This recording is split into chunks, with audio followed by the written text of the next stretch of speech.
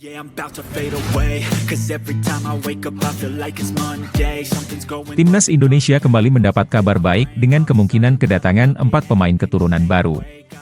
PSSI saat ini tengah memproses 2 pemain tambahan selain Oleh Romeni dan Jairo Ridwal, yang sudah lebih dulu dikabarkan siap membela skuad Garuda.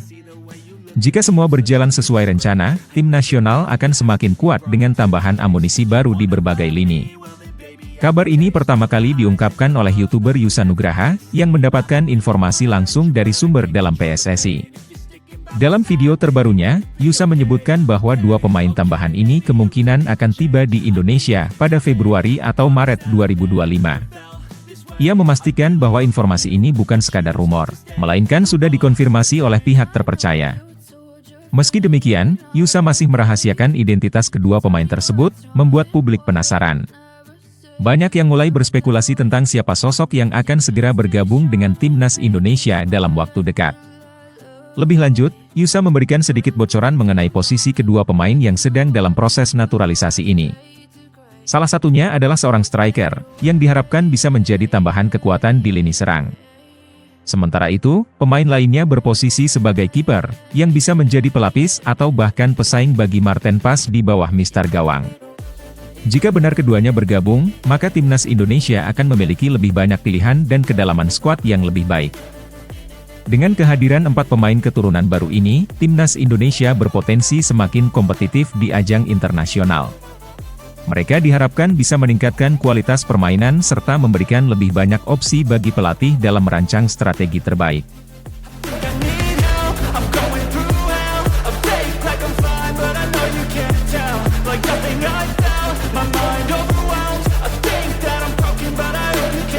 Jairo Ridwal sedang menghadapi masalah besar setelah insiden di pertandingan terakhirnya.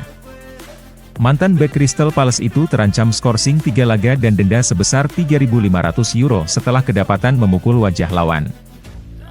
Jika hukuman ini benar-benar dijatuhkan, ia bisa saja absen dalam beberapa laga penting bersama klubnya, yang tentu bisa berdampak pada performanya menjelang kepindahan ke Timnas Indonesia. Sementara itu, proses naturalisasi Jairo masih berjalan, namun terkendala oleh dokumen yang belum lengkap. Anggota Exco PSSI, Arya Sinulinga, mengungkapkan bahwa pihaknya masih berusaha mengumpulkan semua dokumen yang dibutuhkan. Jika semuanya bisa dikumpulkan dengan cepat, proses naturalisasi Jairo bisa segera rampung. Namun, hingga kini, masih ada beberapa kendala administratif yang harus diselesaikan sebelum ia resmi menjadi warga negara Indonesia. Arya juga menjelaskan bahwa Jairo kemungkinan harus datang langsung ke Indonesia untuk menyelesaikan beberapa langkah penting dalam proses naturalisasi. Pemerintah Indonesia, termasuk Kemenpora, Kemenkumham, Setnek, dan bahkan Presiden, sudah memberikan dukungan penuh terhadap naturalisasi pemain berdarah Maluku ini. Meski demikian, tantangan terbesar saat ini adalah mendapatkan dokumen bukti keturunan Indonesia yang harus diverifikasi secara hukum agar memenuhi syarat kewarganegaraan. Dokumen-dokumen ini nantinya juga harus dibawa ke pengadilan untuk memastikan keabsahannya sebelum naturalisasi disahkan. PSSI berharap semua proses bisa berjalan lancar agar Jairo Ridwal segera bisa memperkuat Timnas Indonesia.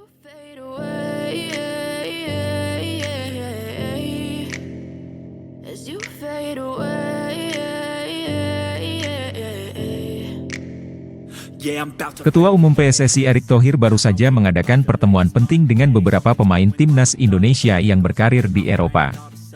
Sebelumnya, Erick juga telah bertemu dengan tim pelatih serta pemain yang bermain di Indonesia. Momen makan malam bersama para pemain ini dibagikannya melalui akun Instagram pribadinya pada Selasa, menunjukkan kebersamaan dan kekompakan dalam skuad Garuda. Namun, pertemuan ini bukan sekadar ajang silaturahmi, melainkan juga membahas berbagai hal penting terkait persiapan Timnas Indonesia. Erick ingin mendengar langsung masukan dari para pemain mengenai kondisi tim dan persiapan jelang laga krusial pada Maret mendatang. Diskusi ini menjadi bagian dari strategi PSSI untuk terus meningkatkan performa Timnas, memastikan bahwa semua pihak memiliki visi yang sama, serta memperkuat chemistry antara pemain dan federasi dalam menghadapi tantangan besar di kualifikasi Piala Dunia 2026. Dari hasil perbincangan tersebut, Erick menyimpulkan bahwa semangat dan optimisme di dalam skuad Garuda tetap tinggi. Para pemain yang berkarir di Eropa menunjukkan antusiasme besar untuk memberikan kontribusi terbaik bagi Timnas Indonesia. Mereka menegaskan kesiapan mereka untuk menghadapi laga-laga penting, yang akan sangat menentukan langkah Indonesia di panggung internasional. Selain itu, komunikasi yang terbuka dengan PSSI juga membuat mereka semakin percaya diri dalam menghadapi tantangan ke depan. Dengan semakin solidnya komunikasi antara pemain, pelatih, dan federasi, harapan untuk membawa timnas Indonesia ke level yang lebih tinggi semakin besar. Erik menegaskan bahwa semua pihak harus bekerja keras dan bersatu demi mencapai target besar ini.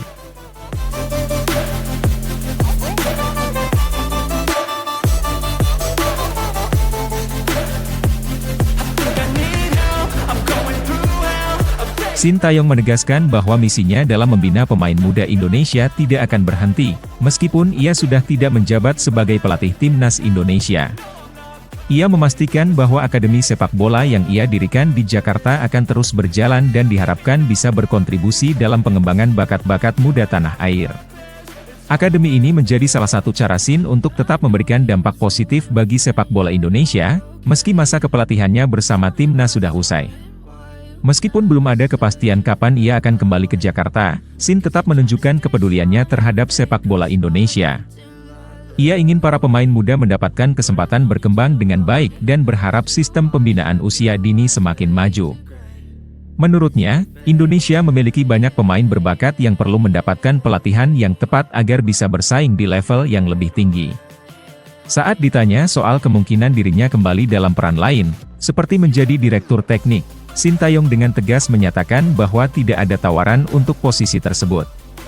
Ia tidak menutup kemungkinan suatu hari nanti kembali bekerja di Indonesia, tetapi untuk saat ini, fokus utamanya adalah akademinya dan proyek-proyek lain yang mendukung perkembangan pemain muda.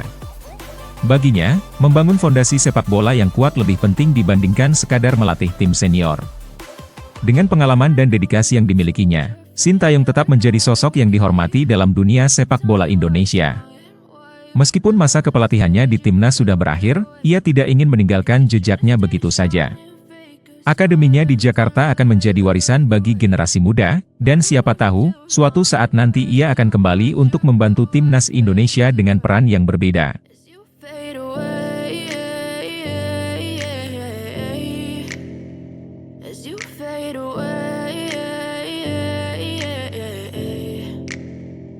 Malaysia tampaknya tidak mau ketinggalan dalam tren naturalisasi pemain untuk memperkuat tim nasional mereka.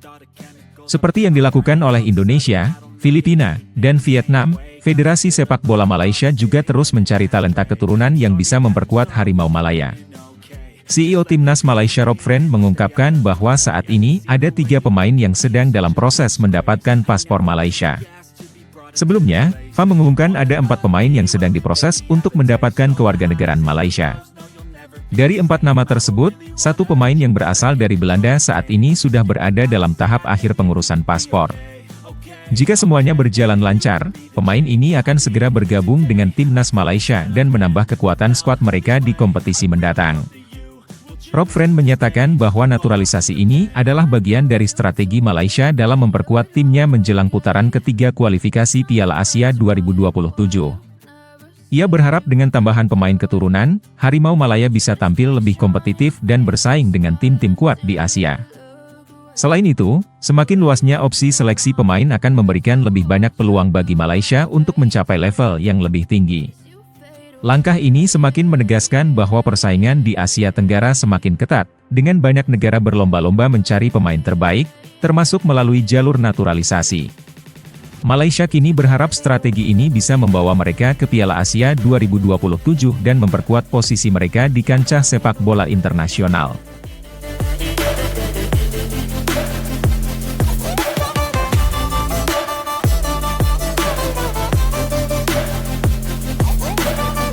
Timnas U20 Indonesia belum menunjukkan performa terbaiknya di ajang Mandiri U20 Challenge Series 2025. Namun, penyerang Jens Raven meminta para supporter untuk tetap bersabar karena tim masih dalam tahap mencari komposisi terbaik. Dengan skuad yang saat ini berisi 28 pemain, hanya 23 nama yang akan dibawa ke Piala Asia U20 nanti. Oleh karena itu, tim pelatih terus melakukan rotasi untuk menemukan kombinasi terbaik yang bisa membawa Garuda Nusantara tampil maksimal. Jens memahami bahwa para supporter menginginkan hasil yang lebih baik, tetapi ia meminta mereka untuk mempercayai proses yang sedang berlangsung. Ia menegaskan bahwa timnas U20 Indonesia masih dalam tahap persiapan dan terus berusaha meningkatkan kualitas permainan. Dalam sebuah wawancara, ia mengatakan bahwa tim tahu mereka harus tampil lebih baik, namun saat ini yang terpenting adalah menemukan formula yang tepat untuk menghadapi Piala Asia nanti. Sebagai pemain FC Dordrecht U21, Jens Raven merasa optimis dengan peluang timnas Indonesia di turnamen mendatang. Ia bahkan semakin bersemangat setelah pulih dari cedera yang sempat menghambatnya. Dengan kondisi yang semakin membaik, ia ingin memberikan kontribusi maksimal bagi timnas U20. Ambisinya semakin besar karena Piala Asia bukan hanya sekadar turnamen, tetapi juga menjadi jalan bagi Indonesia untuk lolos ke Piala Dunia U20. Garuda Nusantara membawa mimpi besar, dan seluruh pemain bertekad memberikan hasil terbaik bagi Indonesia. Meskipun masih dalam proses membangun tim yang solid, mereka yakin bisa tampil kompetitif di Piala Asia. Jens menegaskan bahwa tim sedang bekerja keras untuk mencapai target yang diinginkan dan berharap para supporter tetap memberikan dukungan penuh demi kesuksesan timnas U20 Indonesia.